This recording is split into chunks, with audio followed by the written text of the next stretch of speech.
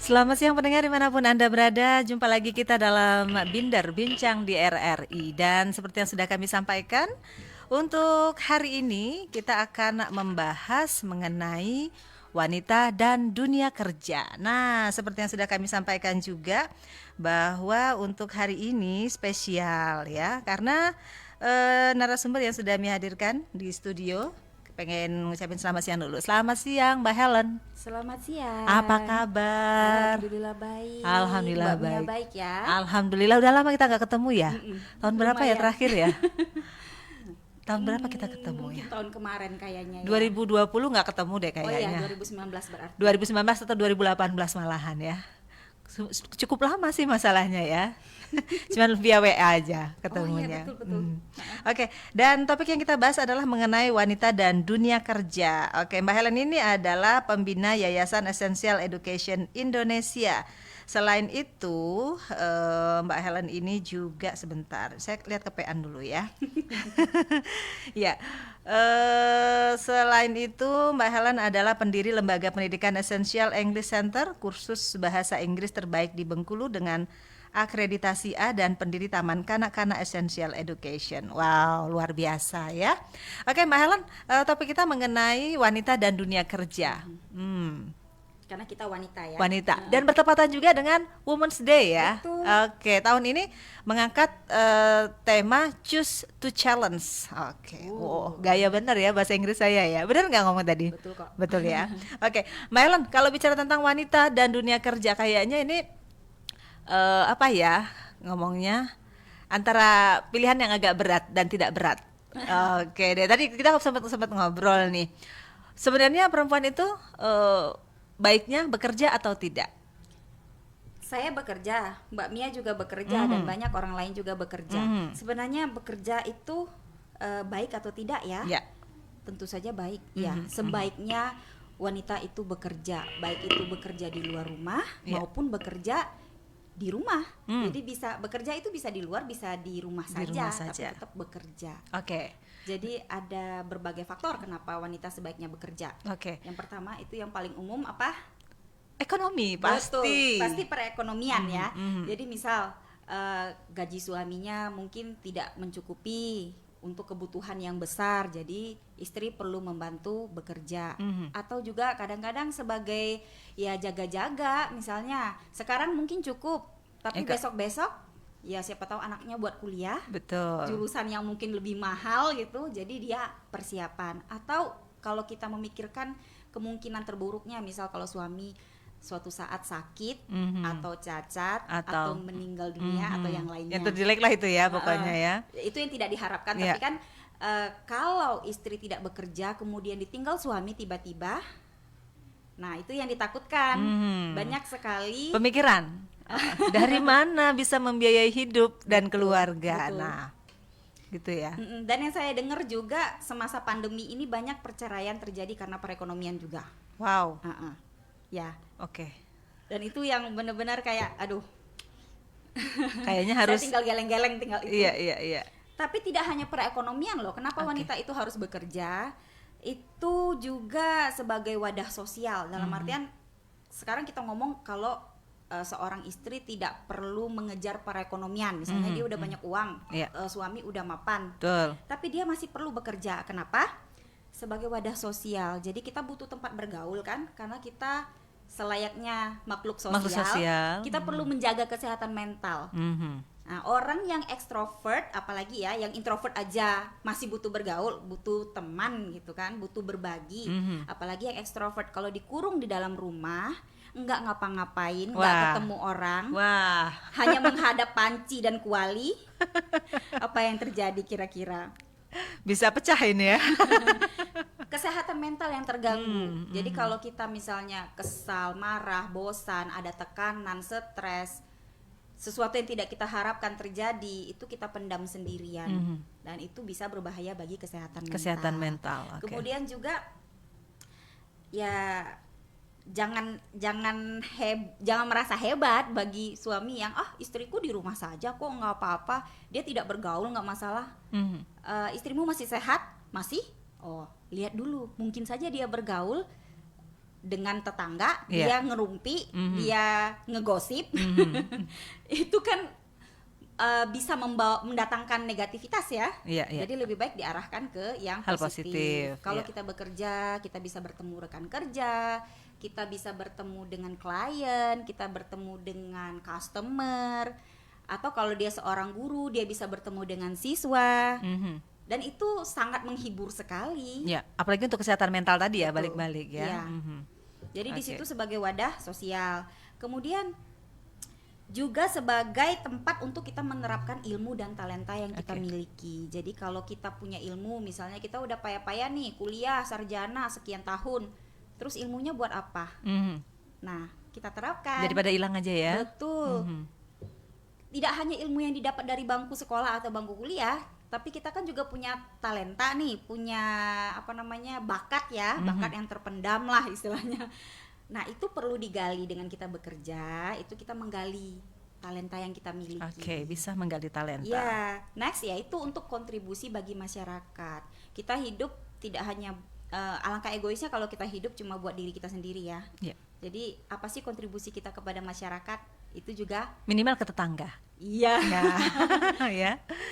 Yang berikutnya itu ya sebagai motivasi, karena kita kan punya anak-anak, kita punya lingkungan di sekitar kita yang perlu inspirasi dan motivasi dari kita selaku seorang wanita. Kalau wanita sejati kan pasti dia akan menjadi inspirasi dan motivasi bagi anak-anak dan lingkungan. Betul, kan gitu. betul. Jadi banyak alasan. Banyak alasan ya. Tapi memang kalau bicara tentang kerja, mungkin di pikiran kita kerja itu kerja kantoran, pergi pagi pulang sore, pergi pagi pulang malam. Padahal nggak seperti itu kan, Mbak ya. Jadi kerja itu bisa penuh waktu, bisa paruh waktu kan, bisa freelancer. Kemudian bekerja tidak hanya keluar rumah, bisa saja dia bekerja di rumah. Betul. Dan bekerja itu tidak hanya bekerja di institusi orang gitu loh. Tidak hanya kita melamar pekerjaan kemudian kita diterima di sana, kita bisa membuat lapangan kerja sendiri dan kita juga bekerja di dalamnya. Betul. Jadi banyak sekali pilihan. Jadi nggak mesti yang harus jam 9 sampai jam 5 sepanjang hari, Senin sampai Sabtu, kemudian anak nggak tahu kemana. Nggak mesti gitu loh. Oke, kalau Mbak Helen menilai nih perbedaan wanita bekerja yang formal dan informal, ini seperti apa nih Mbak Helen? Kalau bekerja formal, otomatis kita mengikuti aturan. Ya betul, aturan di tempat kita bekerja. Betul. Ya. Jadi ada istilahnya tata tertib yang kita perlu, misalnya dari cara berpakaian, kemudian jam kerja, tempat kerja juga terikat gitu ya. Kita harus hadir di sana. Kalau informal kan kita bisa punya kebebasan gitu kan. Kita yang mengatur waktu. Betul, betul. Jadi banyak sekali pilihan, banyak sekali pilihan. Jadi nggak ada alasan sebenarnya. Udahlah wanita nggak usah lah bekerja. Saya nggak melihat itu sih sebenarnya ya. Kecuali ya alasan sosial misalnya. Itu satu lagi tantangan, itu termasuk tantangan yang dihadapi perempuan juga sebenarnya, yang harus meminta izin suami itu. Ya, di situ ya, di situ yang penting juga karena memang di satu sisi mungkin ada perempuan yang memang setelah tamat kuliah pengen kerja, pokoknya cita-citanya. Kemudian ada yang sudah kerja, tapi sengaja resign, pokoknya fokus mau ngurus keluarga. Betul. Jadi memang ada yang seperti itu, ada yang memang tamat kuliah pengen kerja. Tapi setelah dia lama bekerja, dia bosan. Pada intinya kan memilih pekerjaan itu disesuaikan dengan kondisi situasi minat bakat kita. Betul. Jadi kalau memang kita tidak berminat di sana, otomatis kita nggak bakalan awet di sana gitu kan? Nggak bakalan, dia namanya cinta ya istilahnya ya, sama pekerjaan itu pasti pakai rasa juga. Iya pasti. Jadi yang terbaik itu bekerja dengan hati, bekerja sepenuh hati. Jadi kalau nggak sesuai dengan hati nurani kita, misalnya kita tahu pekerjaan itu nggak bagus, ya udah silakan resign, silakan ganti pekerjaan lain yang menurut kita lebih sesuai, sehingga kita bisa fokus dan all out di situ. Itu juga lebih baik loh. Daripada kita bekerja setengah-setengah, males-malesan. Karena memang ada ya baru sebentar kerja tapi kayaknya nggak betah deh kayak ini. Nah salah satu penyebab wanita yang mampu bertahan dengan bekerja dan yang tidak mampu bertahan itu Mbak Ellen. Sebenarnya bagaimana caranya ada perempuan yang mampu bekerja dan ada yang nggak mampu bertahan dalam pekerjaannya gitu ya. Pada intinya kalau kita pengen sukses itu ada 3 hal penting, yaitu pertama mindset, yang kedua itu attitude, dan kemudian keseimbangan. Ada 3 ya. Jadi kalau kita bahas mindset duluan, mindset itu berhubungan dengan visi, misi, konsistensi begitu. Jadi kalau kita punya visi ke depan, kita mau apa, kita punya cita-cita, cara pandang kita melihat diri kita, aku begini aja, flat ya, itu kita nggak menghargai diri kita kan. Nah, kita selamanya begini aja. Tapi kalau kita punya visi jauh ke depan, nanti saya akan begini, saya punya impian gitu, dan saya akan wujudkan, maka kita akan terinspirasi untuk mencari cara, mencari inovasi, berkreasi untuk menuju cita-cita itu. Artinya kita memang harus punya target gitu ya? Ya, bisa jadi target jangka pendek, bisa jadi target jangka panjang gitu ya. Yang jelas kita punya visi dan misi. Kemudian konsistensi. Kadang-kadang orang bagus banget performanya, tapi hanya bertahan beberapa bulan saja. Abis itu dia leyeh-leyeh nggak karuan. Itu dia tidak konsisten. Apalagi kalau misalnya dia menghadapi tantangan, kemudian dia menyerah. Itu tidak konsisten. Ketidakkonsistenan itu membuat dia gagal sukses akhirnya. Itu dari sisi mindset. Yang kedua itu adalah attitude. Attitude itu berhubungan dengan etika bekerja, berhubungan dengan sikap kita, sikap kita mau mensyukuri apa yang kita miliki. Jadi gratefulness itu sangat penting. Kalau kita selalu merasa tidak cukup, kita selalu merasa ini kurang itu, negatif terus, nah itu sulit sekali untuk maju.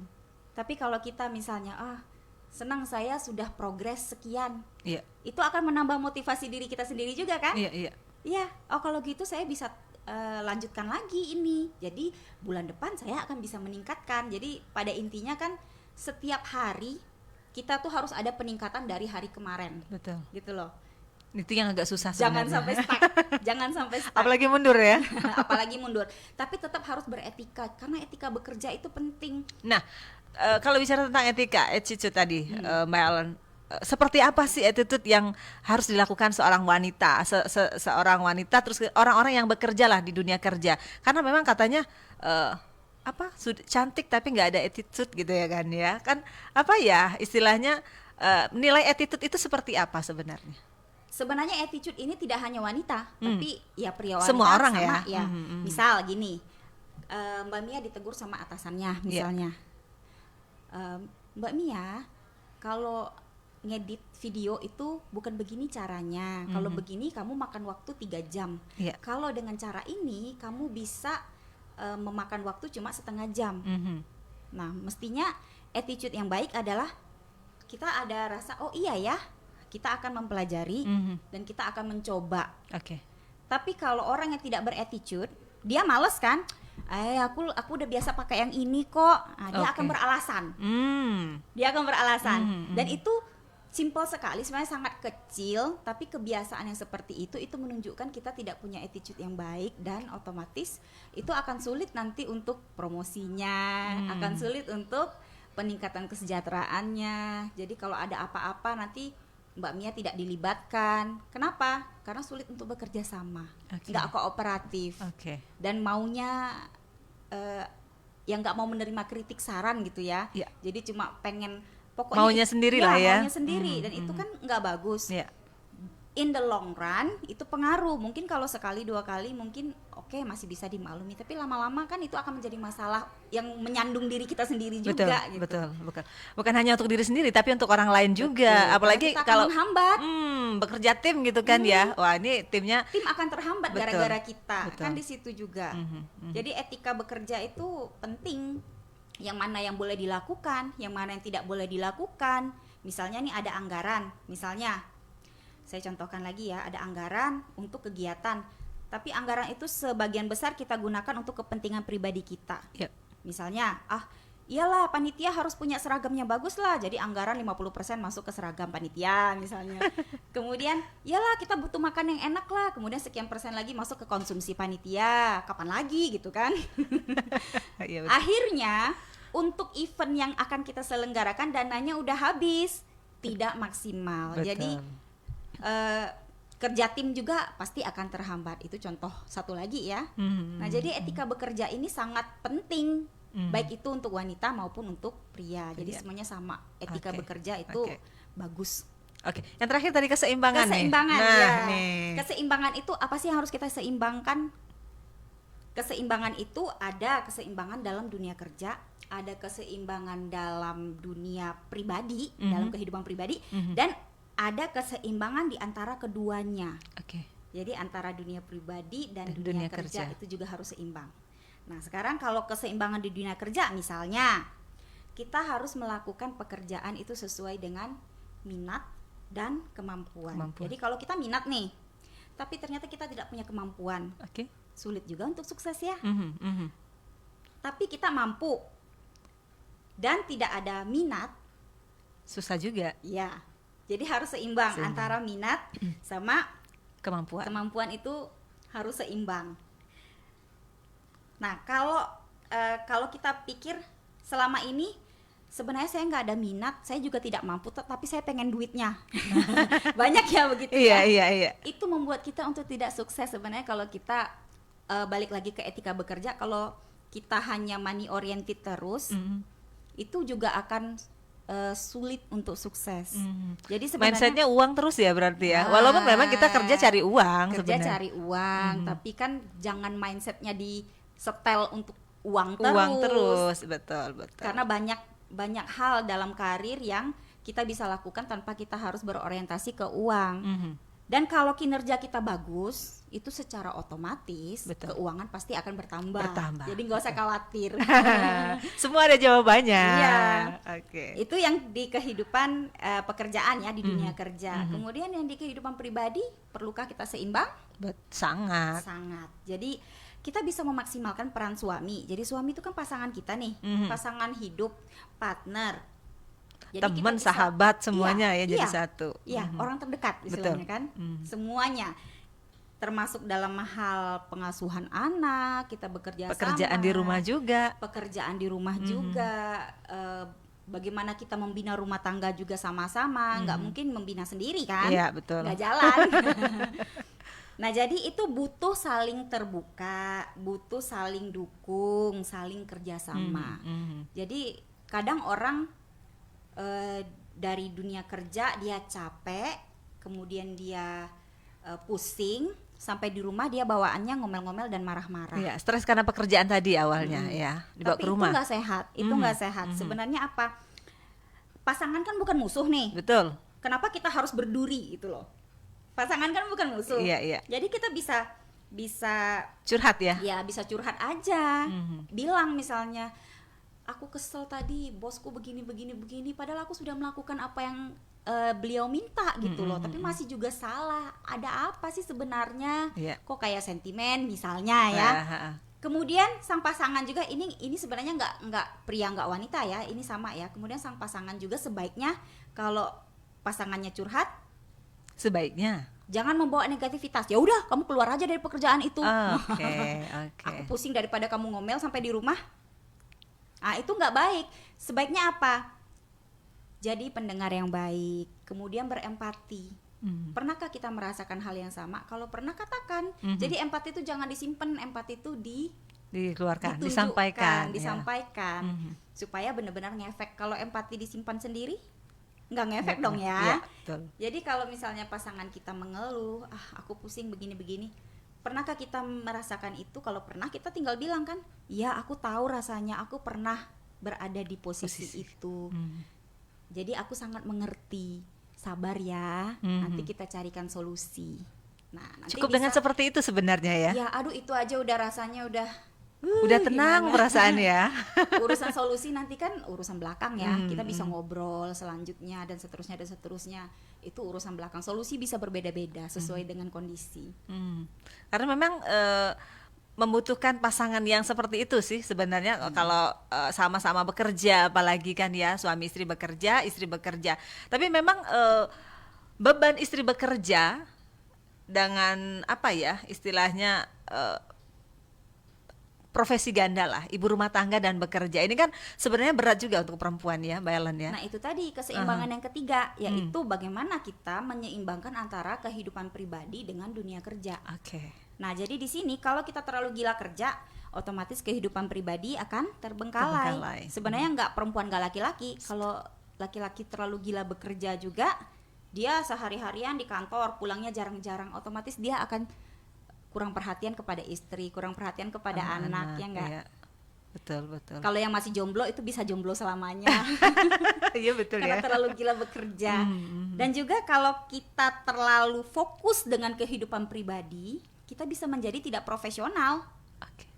Iya. Kelihatan dari situ ya Mbak ya? Kelihatan. Oke. Jadi kalau kita terlalu fokus dengan kehidupan pribadi, misalnya kita terlalu pokoknya dibilang sama teman kantor, ayo kita rapat jam sekian. Oh nggak bisa, saya mau ngantar anak saya sekolah misalnya. Itu terlalu fokus dengan kehidupan pribadi kan. Iya. Atau misalnya, iya Mbak Mia siaran jam sekian, sorry aku nggak bisa, aku lagi bad mood misalnya. Nah itu juga menjadi tidak profesional, itu nggak boleh dibawa ke dunia kerja. Betul. Jadi harus seimbang. Jadi kita susun prioritas, seimbangkan. Oke. Jadi kalau yang namanya ingin bekerja profesional, Betul, ya. Profesional betul. dengan konsisten tadi ya. Tapi tidak boleh terlalu gila bekerja. Betul. Kita harus benar-benar atur waktu. Ya pinter-pinter sih. Iya. Nah itu masalahnya mengatur waktu itu yang agak susah. Mbak Ellen kalau bicara juga tentang tantangan perempuan wanita dalam bekerja, ada nggak sih Mbak? Ada Banyak. sekali. Banyak sekali.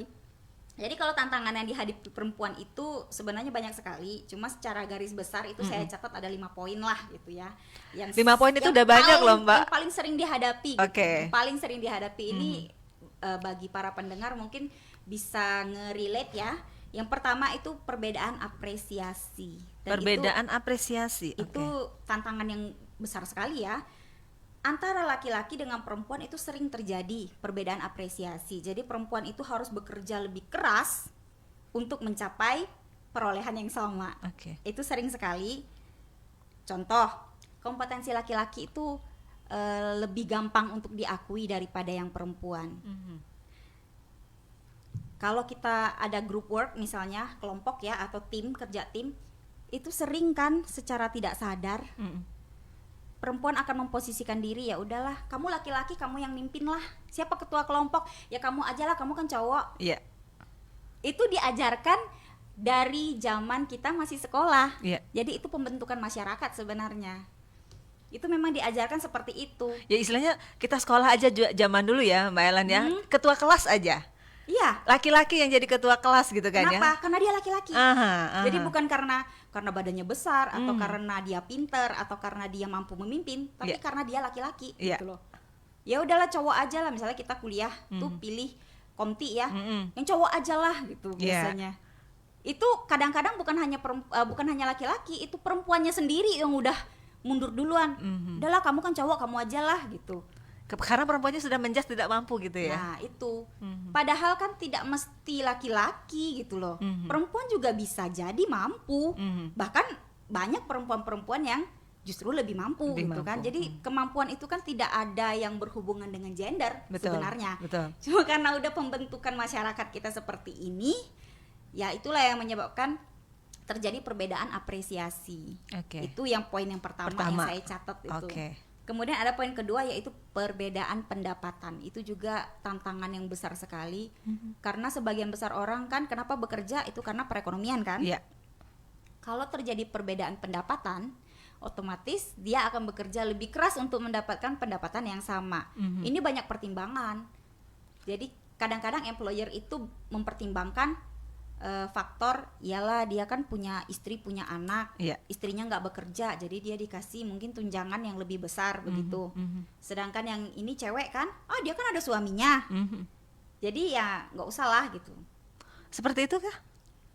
Saya pengen sekali mengatakan pendapatan tuh laki-laki perempuan sama, tapi pada kenyataannya terutama di dunia industri menengah ke bawah gitu ya, industri kecil menengah begitu, itu banyak sekali terjadi. Jadi memang laki-laki sama perempuan itu beda. Oke. Termasuk pembagian jam kerja juga sering dibedakan. Yang katanya perempuan dan laki-laki itu beda kompetensi dan seterusnya lah, pokoknya banyak alasan lah dengan berbagai alasan. Yang katanya perempuan itu banyak cutinya dan lain-lain gitu kan. Itu juga menjadi pertimbangan para employer. Jadi ya sebenarnya saya pengennya kan sama, tapi ya nggak bisa. Kenyataannya begitu, mau apa gitu loh. Kenyataannya. Kemudian tantangan ketiga itu yang saya catat adalah peluang yang terbatas. Jadi banyak bidang-bidang pekerjaan itu yang bisa diakses oleh laki-laki tapi perempuan tidak. Nah kalau zaman dulu mungkin bidan itu cewek ya, sampai sekarang bidan masih cewek. Masih cewek. Tapi untuk menolong orang melahirkan, apakah mesti cewek? Tidak. Nggak mesti. Banyak yang ngetop malah dokter kandungan malah cowok. Banyak yang cowok. Nah, jadi kan pada bidang yang sama bahkan beliau bisa lebih gitu kan. Sedangkan yang cewek, coba kalau cewek itu jadi atlet tinju misalnya, itu kan pasti gimana ya pandangan masyarakat itu. Padahal ada dan normal sebenarnya kan, tapi itu kan seakan-akan apa ya? Sulit untuk mengucapkan. Iya, betul. Karena pandangan orang kan beda. Misal ada cewek melamar jadi pengemudi truk misalnya. Nah, gimana rasanya? Iya. Padahal dia mampu. Iya, bisa aja dia mampu.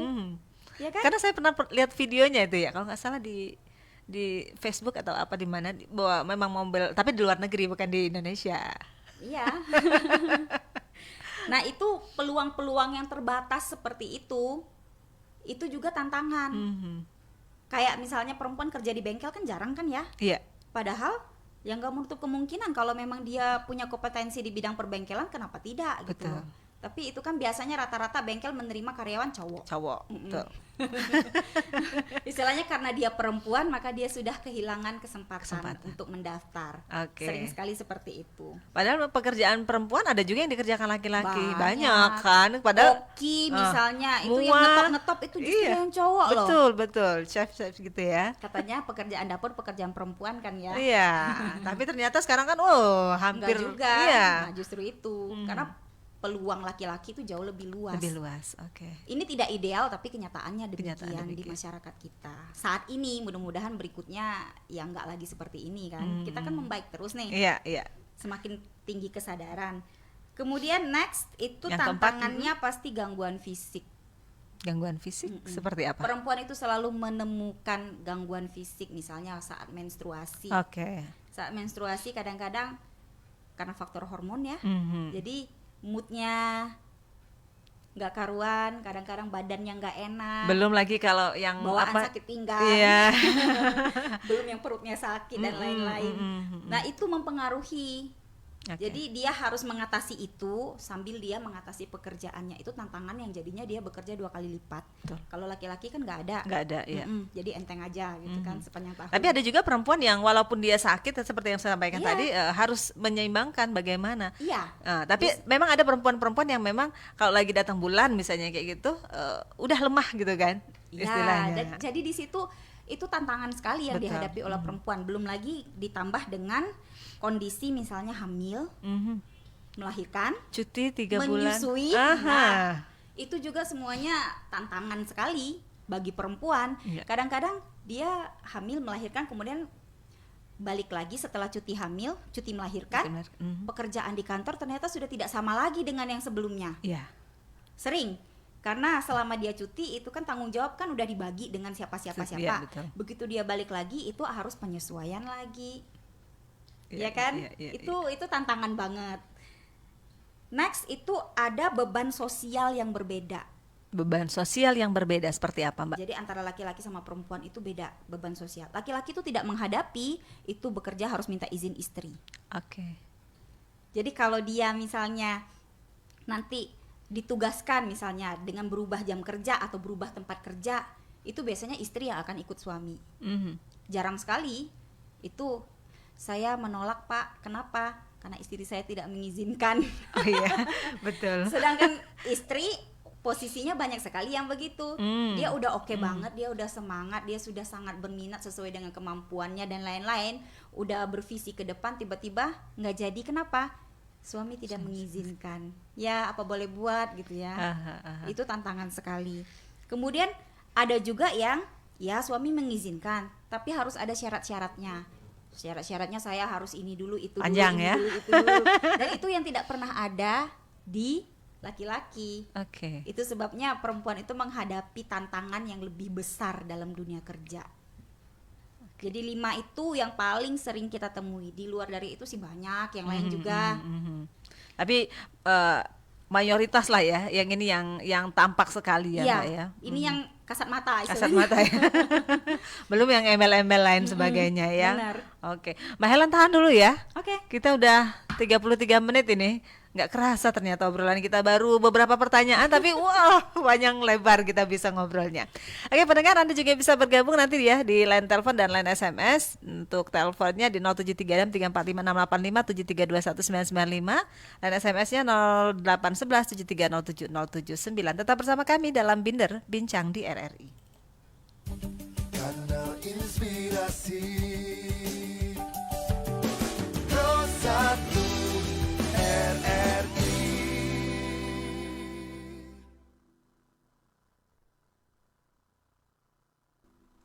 Pendengar, Anda kembali bersama kami dalam Binder Bincang di RRI. Dan seperti yang sudah kami sampaikan tadi, kita sudah dari jam 10 tadi ya membahas mengenai wanita dan dunia kerja bersama Mbak Helen Eki. Nah, untuk Anda pendengar yang pengen tanya-tanya boleh ya di line SMS dan WhatsApp. Mbak Helen, kita bacakan dulu. Sepertinya ada WhatsApp yang sudah masuk juga dari Rizka. Oke, Mbak Helen, ada yang bilang, bentar. Wanita bekerja itu lebih dihargai. Wah. Gimana tanggapannya Mbak Helen? Wanita yang bekerja lebih dihargai ya. Oke. Biasanya wanita yang bekerja itu dia memperoleh uang sendiri. Dan itu sebenarnya lebih make sense ya, masuk akal kalau wanita yang bekerja itu memang lebih dihargai di masyarakat. Kenapa? Karena dia berkontribusi, dia memberikan inspirasi, dan dia bisa menghasilkan uang sendiri. Itu jelas lebih dihargai daripada yang tidak bekerja. Oke. Dan ini juga mungkin nyambung sama pertanyaan dari Mbak Rizka tadi, pada saat akan menikah nih biasanya nggak tahu nih, orang tua atau keluarga atau sanak saudara nanya biasanya kerja di mana, pasti kayak gitu ya, pasti ada yang nanya seperti itu. Dan itu kayaknya menjadi amunisi penting nih buat perempuan. Iya, karena biasanya kalau kita tidak bekerja itu kita dianggapnya bodoh, tidak berpendidikan gitu. Padahal belum tentu ya. Iya. Belum tentu, cuma orang memandang sekilas ya seperti itu. Kita nggak bisa lepas dari cara dunia memandang itu, pasti memandang judge the book by its cover itu pasti. Iya, pasti. Kenapa kita disuruh jangan menilai buku dari kulitnya? Itu karena rata-rata orang memang menilai buku tuh dari kulitnya. Jadi kalau kulitnya sudah tidak appealing, biasanya ogah dibuka gitu kan. Iya, Jadi kalau ketemu dengan orang, kesan pertama itu memang harus menggoda. Oke. Kalau tidak menggoda ya terserah Anda gitu kan. Jadi pasti seperti itu. Itulah mungkin salah satu kalimat tadi, dihargai tadi ya. Perempuan yang bekerja itu dihargai, seperti itu. Oke. Mbak Ellen, balik lagi dengan topik tentang wanita dan dunia kerja. Ibu bekerja seperti yang sudah disampaikan tadi, perempuan yang bekerja itu akan berpengaruh terhadap pendidikan anak. Ya. Jadi Seperti pengaruhnya itu ada yang positif, ada yang negatif. Seperti biasa kan selalu ada dua sisi. Jadi ada yang positif, ada yang negatif.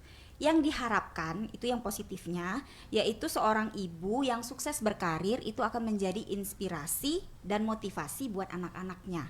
Sehingga anak-anaknya itu punya bahan. Misalnya, oh aku pengen seperti itu, ada teladan gitu, yang bisa mereka tiru. Jadi kan lebih memudahkan. Dan mereka jika terbentur itu ada tempat bertanya. Kan maunya seperti itu positifnya. Tapi ada juga sisi negatifnya, ada itu kalau ibu yang sukses itu justru jadi kurang memberikan waktu dan perhatian pada anak-anak. Nah, itu menjadi negatif. sebenarnya ini sama ya, ayahnya juga begitu. Kalau kurang memberikan perhatian, kurang memberikan waktu sebagai orang tua kepada anak-anak, jadi pengasuhan dan pendidikan anak itu bisa jadi terlepas, dalam artian kita karena kita kurang terlibat dalam pengasuhan, kita serahkan aja ke misalnya pembantu atau ke siapalah yang bertugas di rumah misalnya.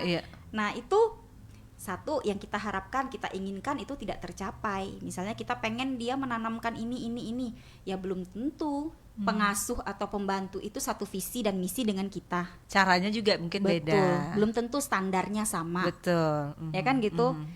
Nah yang banyak terjadi itu orang tuanya sibuk dua-duanya, kemudian pengasuhan diserahkan kepada pembantu. Sekarang saya tanya Mbak Mia, mungkin ini common sense ya. Adakah yang orang berpendidikan S1, S2 mau jadi pembantu? Rata-rata yang mau jadi pembantu itu pendidikannya apa? SD, SMP. Nah, jadi gitu. Bayangkan kalau orang tuanya itu S1, S2, bahkan S3, tapi anaknya diasuh sama orang yang gak sekolah.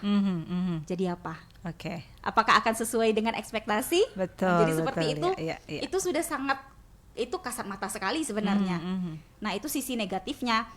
Jadi baiknya ya kita saling kalau bisa mengatur jadwal misalnya ya silakan, kalau enggak ya asuhlah bersama, gimana caranya kita kompromi suami istri, anak itu diasuh dan dididik bersama. Jadi mereka punya dua figur yang bisa memberikan teladan dan menjadi tempat bertanya.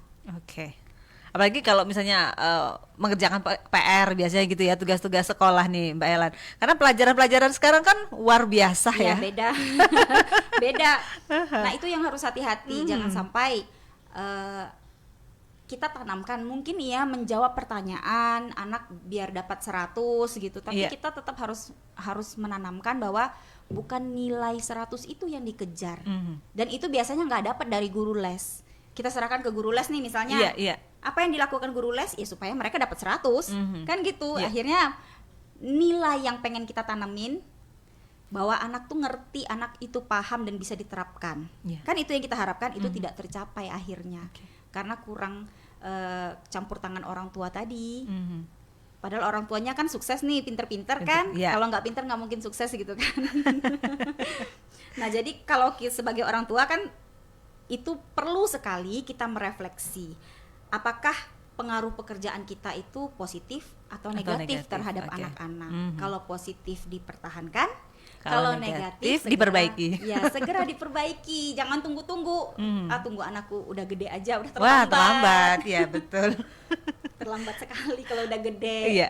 Mbak Helen, kalau bicara lagi tentang wanita bekerja, ini kan nggak sedikit juga di permasalahan yang kayaknya klise tapi memang ada dan nyata kayak gitu kan. Perempuan yang penghasilannya mungkin lebih besar, perempuan yang suaminya mungkin bukan pekerja kantoran atau bukan berpenghasilan besar, istrinya mungkin bekerja terus penghasilannya besar. Ini jumping sih sebenarnya gitu kan. Tapi ini kan berpengaruh juga terhadap keluarga dan masalah-masalah lain akan timbul. Ya, sebenarnya pengaruhnya bisa positif bisa negatif juga ya. Jadi ada sebagian yang kalau kita ngomongnya positif dulu ya, kita ngomong yang baiknya dulu. Dengan penghasilan istrinya lebih besar, suami termotivasi. Jadi dia juga akan mengambil secara positif gitu. Dia bekerja lebih keras, dia bekerja lebih serius, dia juga akan lebih berkreasi untuk menghasilkan yang lebih besar, dan dia bisa istilahnya saling bekerja sama untuk mencapai impian bersama. Jadi kita punya cita-cita bersama nih, misalnya dalam sekian tahun kita mau membeli properti, misalnya pengen punya rumah daripada ngontrak terus gitu kan. Itu akan lebih cepat tercapai. Itu positifnya. Tapi tidak heran juga orang menemukan sisi negatif karena tetap dua sisi mata uang ya. Jadi ada positif pasti ada negatif. Nah, yang negatif juga sering ditemukan itu justru malah menjadi masalah sampai kadang-kadang menimbulkan perceraian, bahkan banyak sekali yang saya kenal pun sebenarnya banyak. Yang karena istri lebih besar pendapatan itu membuat suami, jadi ini power struggle antara suami dan istri. Dia merasa kayak mentang-mentang istrinya ya mentang-mentang gede penghasilannya kemudian seenaknya gitu. dia kayak nggak menghargai suami seperti iya, itu. betul.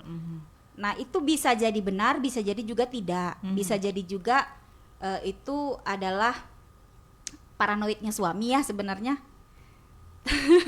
Ada yang, maksud saya bukan mengatakan bahwa istri selalu benar, tapi ada sebagian yang itu hanya paranoid suami. Bahwa dia yang merasa karena mungkin merasa, minder juga ya. Ya minder mungkin dari situ, mungkin dari minder dia merasa istri tolong dong ini bereskan ini. Saya nggak suka liatnya, tapi istri masih sibuk dengan komputer. Sebentar, saya lagi ini misalnya. Nah itu menjadi masalah bagi suami. Oh jadi kamu menolak ya? Itu jadi masalah. Padahal itu sebenarnya nggak masalah. Itu nanti akan dikerjakan setelah dia selesai. Tapi itu menjadi masalah. Nah karena suami itu punya rasa insecurity, istri saya tuh nggak mau nurut apa kata saya karena dia merasa dia punya duit gitu, saya enggak. Nah itu ada sebagian yang seperti itu. Tapi tidak jarang juga yang memang istrinya itu menganggap suaminya tuh ATM. Maksudnya suami itu ya tempat kita ngambil duit. Jadi kalau suami sudah nggak bisa memberikan uang, nah itu buat apa dia? Buat apa suami? Gitu loh. Saya bisa menghasilkan uang sendiri. Betul. Banyak juga yang seperti itu. Itu kalau hubungan, kalau saya bilang itu toksik ya. Itu hubungan yang tidak sehat, tidak kayak sehat. gitu. Itu kurang komunikasi antara suami istri kayaknya, atau gimana nih Mbak? Suami istri itu jangan dijadikan salah satu itu penghasilan. Kita menikah tuh bukan untuk numpang hidup. Itu nggak benar itu. Karena bagaimana kita mau sukses dalam pernikahan kalau yang ada di otak kita itu cuma aku butuh kamu karena aku butuh duit gitu. Otomatis kan? Urusan visi misi dan lain-lain itu akan nomor sekian. Karena yang nomor pertama itu pasti uang. Nah itu nggak sehat. Selayaknya kan suami dan istri itu saling cinta dengan niat yang baik, membina rumah tangga untuk hidup bersama, menua bersama, gitu kan? Jadi bukan untuk salah satu numpang hidup. Jadi rezeki kan rezeki bersama. Betul. Cuma pintunya aja kadang ada yang lebih lebar, ada yang lebih kecil. Tapi kan tetap sama. Tujuannya untuk sama-sama sebenarnya. Iya, sebenarnya tujuannya untuk sama-sama. Cuman ya itu tadi, kalau dimaknakan suami adalah mesin pencari uang, ya pasti begitu ujungnya. Karena suami kan sudah tidak mampu memberikan apa yang saya inginkan gitu. Akhirnya ya buang aja suami, buat apa gitu loh. Itu sering sekali terjadi. Itu mungkin salah satu faktor perceraian juga ya. Iya, tadi itu termasuk juga. Dan makanya kadang-kadang yang istrinya PNS kemudian suaminya honorer itu bercerai gara-gara faktor ekonomi.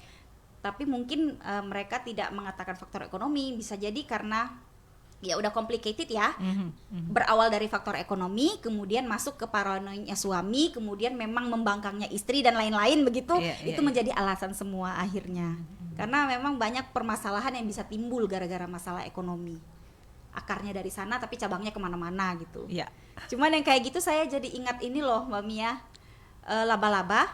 Laba-laba itu kalau dia sudah kawin, kemudian jantannya kan dimakan. Oh gitu ya? Saya belum pernah lihat Mbak. Oh jantannya yang dimakan ya? Jadi kita nggak butuh seperti laba-laba karena kita manusia. Kita kan bukan ya. laba-laba. Kita manusia, betul. Jadi kemanusiaan itu harus ada. Saya baru tahu Mbak. Besok saya bisa dibacanya. Cukup besok nanti deh. Mbak Helen, kalau bicara lagi juga tentang pekerjaan wanita dan pekerjaan dan dunia kerja, kan memang sekarang tuh nggak sedikit perempuan-perempuan yang mempunyai kedudukan, jabatan dan lain sebagainya. Nah ini kan apa ya? Mungkin sejalan juga dengan pertanyaan yang tadi nih ya. Ada yang bisa sama-sama seiring sejalan menghargai. Kemudian ada juga yang apa ya istilahnya? Membangkang dalam tanda kutip tadi. Nah ini cara, mungkin tips dari Mbak Helen sendiri, gimana sih caranya supaya perempuan itu sesuai dengan kodratnya gitu kan? Kodrat itu nggak akan pernah bisa berubah. Dalam artian yang bisa hamil, yang bisa menyusui, melahirkan pasti perempuan, nggak ada laki-laki kan. Terus ada juga peluang-peluang yang memang saya akui itu nggak mungkin dilakukan perempuan. Contohnya menjadi model iklan obat penumbuh jenggot kan nggak mungkin cewek tuh. Nah itu yang kita sebut dengan kodrat, yang nggak bisa berubah. Nggak bisa berubah ya. Oke. Mungkin istilahnya apa ya? Bukan manut ya, istilahnya nggak menganggap remeh pasangan gitu loh. Karena kan itu tadi kalau udah di posisi yang agak tinggi sudah mulai memandang sebelah mata pasangan dan lain sebagainya, mungkin seperti itu. Itu pernikahan yang tidak sehat, balik lagi. Karena kalau pernikahan itu sehat, dia saling cinta. Kalau cinta itu kita tuh nggak perlu pakai surat perjanjian loh. Kalau cinta nggak perlu pakai surat perjanjian, nggak perlu job description. Kita tahu apa yang harus kita lakukan. Iya, betul. Dengan naluri. Kita kan punya hati, punya perasaan. Kalau lihat pasangan kita sedih, kita pasti otomatis akan menghibur. Kita lihat perubahan perilaku, otomatis kita akan bertanya. Kita melihat dia lagi susah, lagi pusing, otomatis kita ingin membantu. Itu kan otomatis. Iya, betul. Kita melihat kenapa dia stuck, apa yang bisa kita bantu, kan seperti itu. Itu kalau kita saling cinta, saling cinta akan ingin untuk saling mengerti. Tapi keinginan itu jangan dipendam sebatas ingin aja, tapi disampaikan bahwa saya ingin membantu kalau kamu stuck. Apa sih yang stuck? Cobalah saya lihat, karena kepala satu beda dengan kepala dua. Kalau kepala satu, saya bukan ngomong ular ya, berkepala dua ya. Saya maksudnya pikirannya. Pikiran satu orang, kadang-kadang kita nggak melihat celah-celahnya. Ya memang itu di luar kemampuan kita. Kalau sudah dua orang, ini yang nggak ada di kita akan dilengkapi oleh pasangan kita. Betul. Yang nggak ada di pasangan kita, maka kitalah yang melengkapi. Betul. Kan maunya seperti itu. Iya. Jadi Betul. kalau mentang-mentang kita misalnya perempuan, kemudian dia punya jabatan, kemudian dia memandang rendah suami, itu salah sekali. Itu hubungan yang tidak sehat. Hubungan yang sangat tidak sehat. Kemudian ini juga ada di tempat-tempat kerja juga. Ini kan mungkin perempuan yang punya jabatan, punya kedudukan, punya apa ya? Kalau di swasta atau di pemerintahan kan ada juga yang sudah punya jabatan lah ya istilahnya. Apa ya, orang menilai, menganggap wah udah hebat nih perempuan gitu kan ya. Dan apa ya, kemudian di belakang itu kan pasti ada omongan-omongan juga. Nah perempuan itu paling susah untuk menahan biasanya emosi atau apa gitu kan ya, kalau misalnya ada masalah-masalah di kantor gitu. Sementara kalau laki-laki kan beda juga mungkin ya, ada yang mungkin temperamen, ada yang sabar dan lain sebagainya. Kita sebagai perempuan nih Mbak Ellen, apa sih yang harus kita lakukan di dunia kerja biar kita tuh biar kelihatan apa ya, karismatik. Karismatik cowok ya? Cewek cowok ya. Karismatik, kemudian juga punya attitude yang baik, inner beauty yang baik dan lain sebagainya. Jadi kita dinilai positif oleh orang lain juga. Kalau permasalahan misalnya cowok dan cewek itu bereaksi berbeda, itu sebenarnya terletak pada kedewasaan. Sebenarnya bukan masalah gender ya. Ada orang yang biarpun diomongin di belakang, dia tidak memperlihatkan. Ada yang cepat sekali bereaksi, jadi impulsif dia. Itu perkaranya bukan ke gender cewek cowok, tapi lebih ke kedewasaan masing-masing. Jadi kalau seorang dewasa, kalau ada permasalahan, dia akan berusaha mengontrol. Jadi ini kalau kita ngomong masalah neuroscience ya, ada bagian otak kita yang menerima rangsangan atau informasi yang masuk. Kemudian ada sistem lagi itu yang mengendalikan emosi. Termasuk emosi itu positif maupun negatif. Nah, itu akan disaring lagi dengan bagian yang mengendalikan logika dan cara berpikir yang logis gitu ya. Itu yang akan menghasilkan reaksi nanti. Nah, seandainya kalau dia tidak saring lagi, itu masuk aja kan, campur dengan emosi. Misalnya orang ngomongin kita, kemudian kita wah rasanya meledak, dan kita keluarkan begitu saja, itu otomatis itulah orang melihat kita tidak bisa mengendalikan emosi. Kan ada juga yang apa ya istilahnya meme mungkin ya seperti ini. Kalau bos kamu perempuan apa istilahnya kalau perempuan itu lagi datang bulan pasti emosi. Terus bos kamu perempuan lah habis kamu gitu kan ya. Mungkin di situ juga pengendalian emosi untuk perempuan pada saat bekerja seperti itu Mbak Erin. Iya. Kan jadi perempuan kesannya kalau bekerja jadi apa ya temperamen seperti itu kah? Sebenarnya temperamen itu enggak juga. Memang saya terus terang perempuan itu ada gangguan fisik saya bilang tadi ya. Termasuk menstruasi karena itu berhubungan dengan hormon itu nggak bisa dihindari. Cuma kita tadi bisa itu tadi kita memang harus bekerja lebih keras untuk meredam diri sendiri. Nah, jadi kedewasaan itu memang di situ. Kita meredam diri sendiri bagaimana? Jadi pelepasannya itu tidak yang negatif tapi harus konstruktif. Begitu. Jadi statement meme seperti itu nggak benar ya sebenarnya. Tergantung orang masing-masing jadinya balik lagi kan. Jadi gangguan fisik itu memang benar ada kok, ya, tapi tergantung cara kita mengatasinya. Dan kadang-kadang siapa bilang yang cowok itu tidak melampiaskan emosi? Dia melampiaskannya di tempat lain. Kadang-kadang istrinya jadi sasaran. Tapi kalau sudah nggak tahan, mau berantem ya biasanya ya. Oh, yang cowok lebih parah lagi gitu. Cuma kadang-kadang terlihat tenang. Kenapa? Karena dia ada tempat lain melampiaskannya. Mungkin dia sampai di rumah habislah istrinya. Jangan dong. Mbak Helen waktu itu terbatas ini ya. Kurang lebih ada 2 menit lagi nih Mbak Helen. Aduh, sayang sekali. Kalau bicara tentang pekerjaan perempuan nih, kan kalau perempuan tuh biasanya lemah lembut dan lain sebagainya. Seperti yang udah disampaikan tadi juga faktor-faktor nih mengenai peluang terbatas untuk perempuan. Nah, kalau perempuan sendiri sebaiknya pekerjaan-pekerjaan seperti apa sih Mbak Ellen yang bisa dilakukan? Sebenarnya banyak. Cuma di sini tetap kita balik lagi yang sesuai dengan minat dan kemampuan dan seimbang dengan prioritas kita. Jadi ada minat, ada kemampuan. Misal kalau di kantor itu diminta kita kerja penuh waktu, kita sanggup nggak? Kalau sanggup ya silakan. Kalau tidak sanggup, misalnya tidak sanggup dalam hal kita nggak bisa membagi waktu, kita kurang banyak hal ya, banyak hal bisa jadi karena situasi, bukan karena kemampuan. Misalnya intelijensi kita cukup, tapi ya membagi waktu nggak bisa, tempatnya jauh dan seterusnya, ya udah kerja paruh waktu. Kalau nggak bisa kerja fisik, ya kerja non fisik. Kan banyak pilihan sih sebaliknya. Kalau yang mau kerja fisik tapi misalnya dia nggak bisa kerja non fisik tapi dia bisa kerja fisik, itu juga bisa. Jadi sebaliknya juga berlaku ya. Banyak sekali pilihan. Cuma pertimbangan prioritas apa sih yang Anda kejar?